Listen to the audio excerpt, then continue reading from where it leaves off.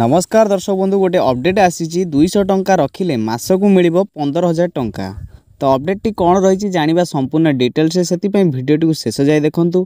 आ channel नुआ थे subscribe कर पाखरे बेल आइकन को ऑल सेट कर दिंतु जहाद्वारा आपण आमर लेटेस्ट वीडियो अपडेट सर्वप्रथमे पाइपर।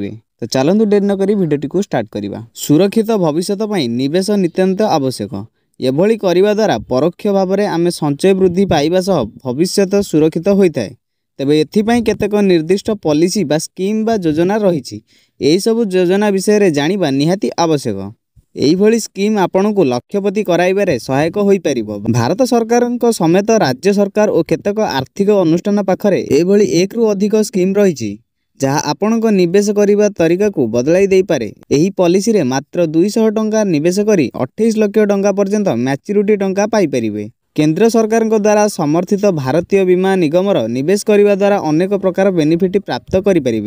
यह एक मार्केट अनलिंक्ड पॉलिसी अटे जहाद्वारा आपण को पॉलिसी सुरक्षा सह मैच्योरिटी गारंटी मिलता है। LIC जीवन प्रगति पॉलिसी धारकों 5 वर्ष पर्यंत जीवन बीमा कभर रही है।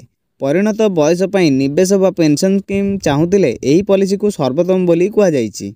जदि आपण प्रतिदिन 200 टंका संचय करने सह यह निवेश करते तेबे मास शेष में 6,000 टंका सेविंग करें। यही क्रम वार्षिक 72,000 टंका संचय हो जाए। यही भली 20 वर्ष धरी निवेश कले आपण संचय 1,44,000 को वृद्धि पाइब किंतु आपण वास्तव संचय सही समय 28 लाख टंका रहिबो।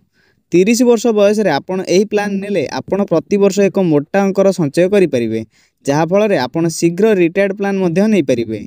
20 वर्ष निवेश करने पर आपन को पेंशन आकार में मासिक 15,000 टंका अधिक टंका मिल पार।